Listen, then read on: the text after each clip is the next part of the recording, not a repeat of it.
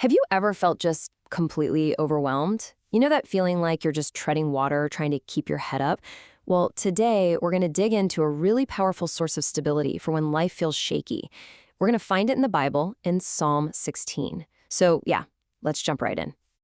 I will not be shaken. Wow. I mean, that's a bold promise, isn't it? This really powerful line from King David is going to be our anchor for this whole conversation. But let's be real. How do we actually get to a place where we feel that kind of security? Let's break it down.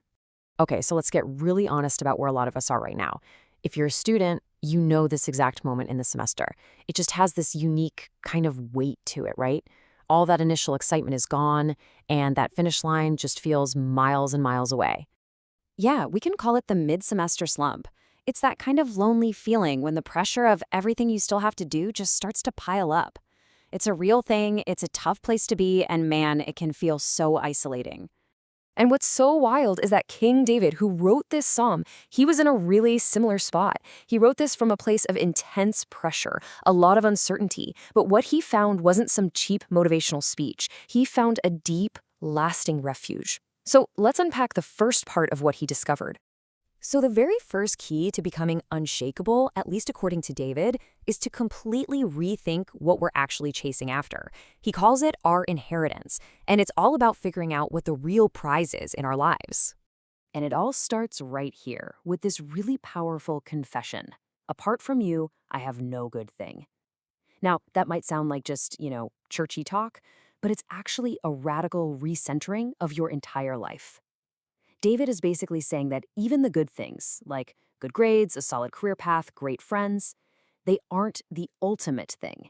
And David, he lays out these two very different paths. On one side, you've got running after other gods, and by that he means things like approval, achievement, even your own security. And he says that path just leads to more sorrow. But on the other side, you can choose the Lord to be your portion and your cup, which is his way of saying your inheritance, your ultimate source of everything you need. So here's where this really hits home, especially if you're a student. It is so easy to start treating God like a resource, almost like a cosmic vending machine for good grades or a parking spot. But what David is saying is that God isn't the resource, he's the treasure.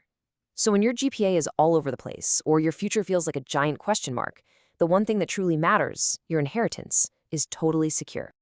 Okay, so knowing God is our inheritance, that's one thing, but how do we actually feel that stability when we're in the middle of a crazy, chaotic week? Well, that brings us to the second key, getting an unshakable grip. And believe it or not, it's not about holding on tighter, it's actually about shifting our focus. And we're back to our anchor verse. But notice the wording here. I keep my eyes always on the Lord. This is an active thing, an ongoing choice. He's not unshakable because he's some kind of superhero. He's unshakable because of where he's putting his attention. The stability comes from God being right there, at his right hand, his place of help and power. Now, this is where it gets even crazier. Fast forward to the New Testament, and the Apostle Peter actually explains that this verse was ultimately a prophecy about Jesus. Think about it. Jesus kept his eyes fixed on his Father all the way through the cross and the tomb, and because of that, he wasn't abandoned to death. He was resurrected. So what in the world does this have to do with your midterm exam? Absolutely everything. The resurrection is your proof that this whole principle of having a fixed focus actually works. Because Jesus was not shaken, you, if you trust in him, are standing on that same exact unshakable ground. Your semester might feel unstable, but your foundation isn't.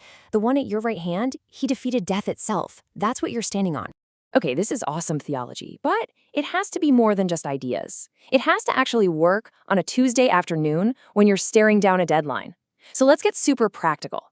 How do we actually live this out when the pressure's on? Here are 4 really simple steps you can take. First, when you feel that anxiety starting to creep in, literally just stop and say out loud, I keep my eyes on the Lord. Second, memorize verse 8. Have it in your back pocket, ready to go. Third, get specific. What is it that's shaking you? Name it. An exam? A relationship?